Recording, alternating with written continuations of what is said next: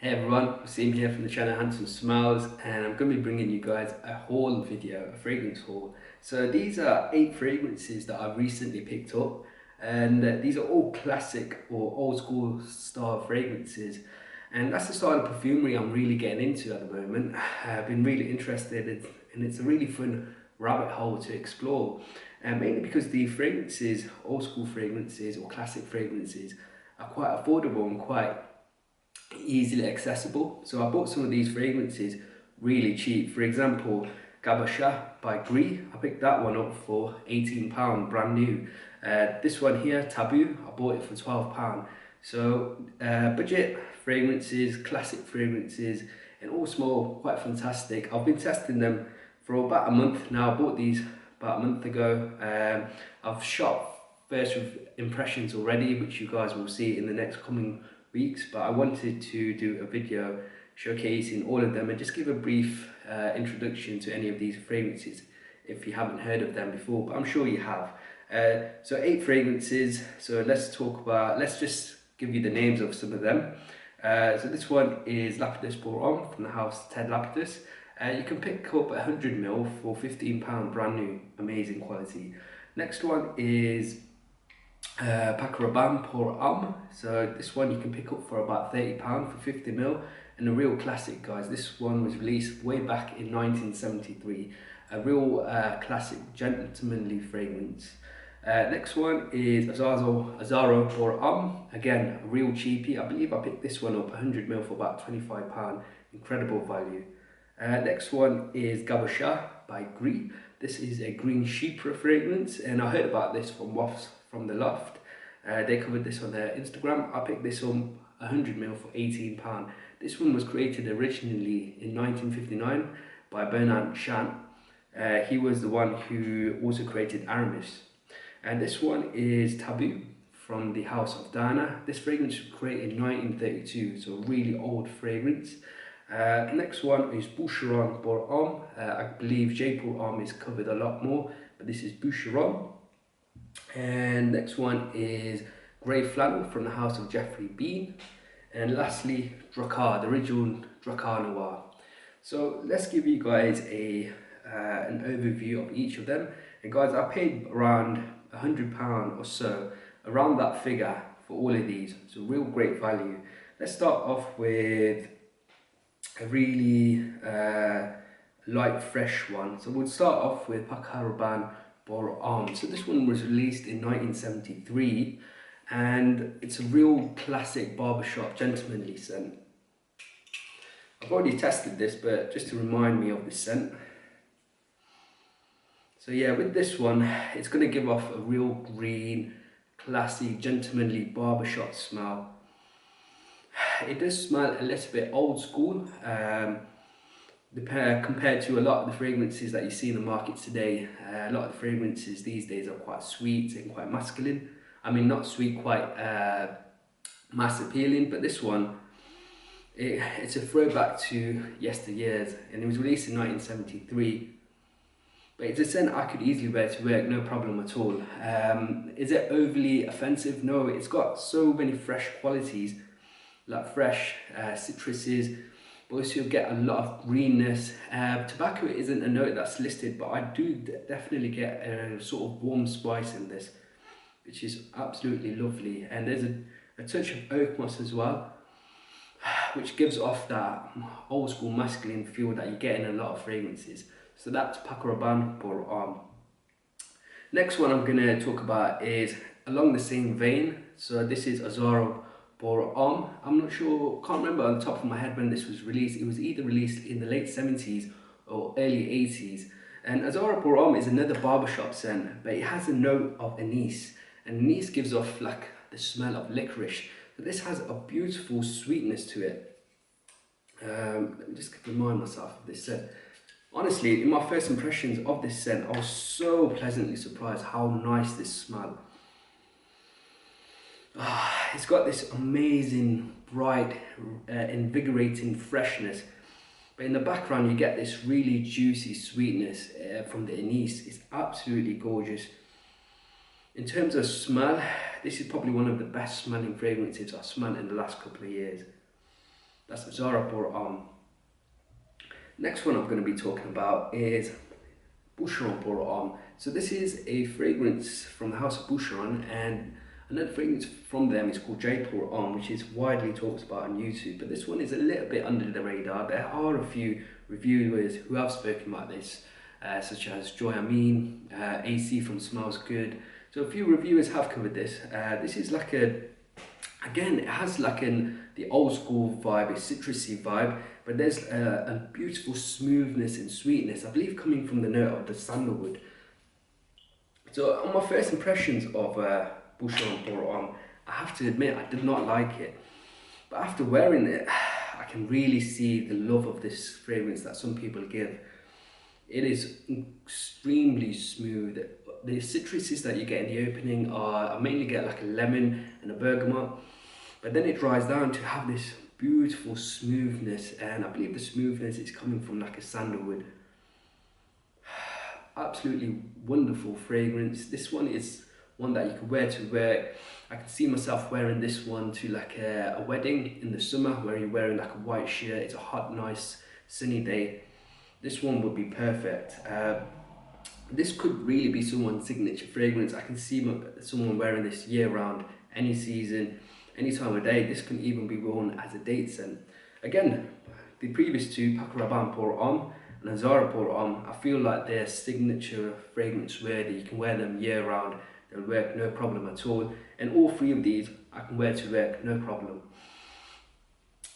Next one I want to talk about is this one here, Drakkar Noire. This is a fragrance which I, in the past, really sort of overlooked, and I thought, because many people gave this quite an unfair assessment, saying it's very outdated, it's very old school. This is a pure 80s powerhouse scent, and it's a flanker to the original Drakkar, which sadly got discontinued, and I'm not smart, and not many people have, but this is Drakkar Noire, and it's been selling ever since. Drakkar Noire was really like the bestseller of its day. It was like its 1 million, its Sauvage. And I have to say, wearing this, I'm totally surprised by all the negativity and people's perceptions that this is an outdated scent. It really is not outdated at all. This has amazing freshness. You're gonna smell clean, like you're fresh out the shower, but it has a backbone of like manliness, some sort of character, and that's why it really it puts this fragrance above other fresh, nice smelling fragrances. You're going to smell nice, clean and fresh, but there's other aspects of this scent which give it a lot of character. And for me, someone who wears a lot of oud, I really love fragrances that are not so simple, have a lot of character, and this one definitely does give me this. This is a pure, sexy fragrance. Women are really going to enjoy you wearing this one, because when I've worn this, I've been getting a lot of compliments from my loved ones. My loved ones really enjoyed me wearing this one, and that might be due to the fact that I wear a lot of oud, which they don't particularly like. But this one, Drakkar Noire, they really enjoyed on me. It's been one of my most well received fragrances in terms of other people's reactions in recent months. I have to say, Drakkar Noire, you're going to fresh, clean, soapy, but there's a masculine sort of backbone to this, maybe coming from the oak moss. That's Drakkar Noire. Okay, next I'm going to be talking about this one here. This is a real cheapy gem, and this is Cabochard from the house of Gres. This one was originally created in 1959 by Bernard Chat. I believe that's how it's pronounced. He was the person who also created Aramis. And I picked this one up for about £18 for 100ml, and this is the 2019 Eau de Parfum reformulation. This one is a pure classy scent, and out of all of these ones, this is the one that's the most unisex or more feminine leaning. The others are pure masculine scents. This opens up with incredible aldehydes and floral notes into the heart. So the aldehydes are what you pick up in the opening, and you quickly then go into the floral heart of jasmine, rose and ylang ylang. Ylang ylang gives me like a little soapy feel. The rose isn't too pronounced, it just gives this a very beautiful sweetness and smoothness that floral gives. And jasmine, as you know, it has that beautiful brightness that jasmine gives. The opening and the mid, for me, it gives off a Chanel No. 5 sort of feel. and it's mainly because of the jasmine and the aldehydes. And as the fragrance dries down, this becomes a real shapeshifter. It really changes from the opening. In the dry down, I get a really beautiful green, dry mossiness, and the dryness is really pronounced on me, and it's a classic green chypre. So that's Cabochard by Gres. And all of these fragrances are quite affordable. Like I said, this one was £18. I bought this one for about £22, but you can pick up this for about £25 for 100ml. This is the Eau de Parfum version. Drakkar Noire, again, a real cheapie in the fragrance community. Next one on the list that I picked up was this little gem here. This is Tabu from the House of Dana, a fragrance not really talked about. This one was released way back in 1932, and I forgot the perfumer's name. I believe his first name is Jean. Forgot his surname, but he was the one who created Givaudan Perfume School. So this fragrance was created by him. And I picked this one up brand new for about £12 on eBay, real cheap, brand new. And I was introduced to this fragrance by another Instagram post from the guys from the Loft. This fragrance is quite polarizing. Some people really hate this. I myself quite enjoy this. The opening is a little bit off-putting, and it does come across a little bit cheap smelling in the opening, but it is in the dry down where this real magic comes across. This is an oriental through and through. You're gonna get real notes of amber, cinnamon and clove, spices and amber. That's the sort of smell this gives off. For me, this is a scent which should be worn at night, so it's an evening scent. And for me, it's like a night out scent. The performance on this is outstanding. Real strong projection and great longevity, even though this is an eau de cologne concentration. This is a scent which is perfect for autumn and the winter, in my opinion. And deep into the dry down, you also pick up a slight animalic civet as well, and some musk. So imagine amber, imagine spices, strong spices from the clove and the cinnamon. And the dry down, you're going to get a little bit of animalic musk and civet. A real gorgeous scent, but a little bit polarizing. Some people do find this a little bit daring. When I've worn this around people that I know, they've not always been quite happy with this one. Even though I wear oud, they enjoy this a little bit more than my oud oils. But the opening is a little bit challenging to some people, but fantastic scent. That's Tabu by Dana. Now, next one on the list is this one here. This is Grey Flannel from the House of Jeffrey Bean. I believe this one was released in the 70s. And this one on YouTube was quite infamous. And many people used to do Grey Flannel challenges because they couldn't put up with the scent. For me, I can put up with the scent. You know, I've worn real musk, I've worn real oud, Hindi oud. So this one didn't come across too daring or off-putting. Like, it's not off-putting, but I have to say the performance on this one is nuclear. I oversprayed this and I nearly got a headache. This is very, very strong. And if you overspray this, it does come across very synthetic because it's so screeching. The opening for me is very, very strong, and it does come across slightly synthetic. This one, I believe I picked up 100, I believe it's 120ml for about £10. Real affordable scent. And the opening is very strong on the violet. The violet is a note which you also pick up in Fahrenheit, and it gives off a slight petrol sort of smell. And the other notes I pick up in this is a lot of greenness and a touch of powderiness from the iris. I need to test this one a little bit more. I'm not sure what my real feelings are on Grey Flannel by Jeffrey Bean. It's extremely strong, and for me, I don't think it comes across as old school or old grandma like or old granddad like, but it's not a scent that's something that I personally would enjoy. I really do need to test this more. I feel like it's a little bit too strong even for my taste, and the opening is a little bit off-putting for me because it comes across quite synthetic. But that's Grey Flannel from the House of Jeffrey Bean. And finally on this one is a real beastly scent, and that is Lapidus for Homme.